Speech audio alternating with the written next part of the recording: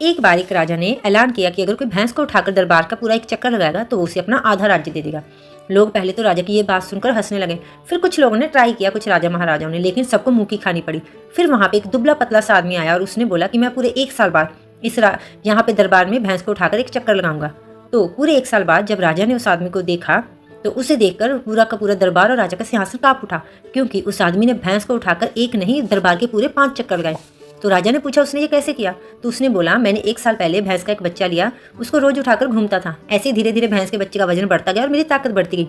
उसके कहने का मतलब था कि रोज अभ्यास करने से कुछ भी किया जा सकता है, कुछ भी हासिल कर सकते हैं हम, तो ट्राई करते रहें। चलिए आज हम बनाते हैं एक क्यूट सा क्राफ्ट पेपर्स के साथ। तो चलिए स्टार्ट करते हैं। यहाँ मैंने लिया है एक सर्कल, उसे इस तरह से फोल्ड कर लिया, एक बार फिर से फोल्ड किया और अब मैं इसको दूसरी साइड फोल्ड कर दूंगी।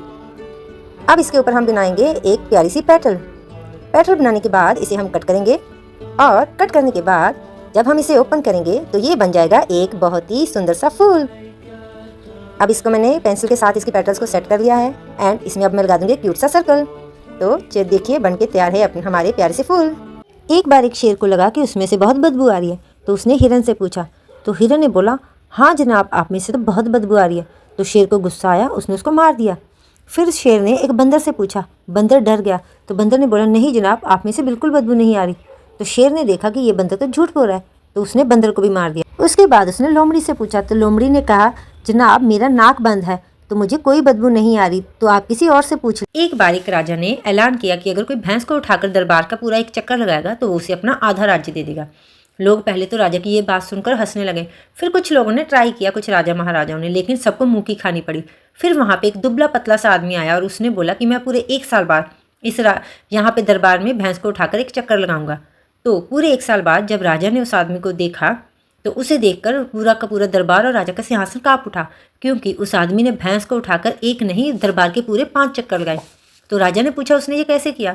तो उसने बोला मैंने 1 साल पहले भैंस का एक बच्चा लिया, उसको रोज उठाकर घूमता था। ऐसे धीरे धीरे भैंस के बच्चे का वजन बढ़ता गया और मेरी ताकत बढ़ती गई।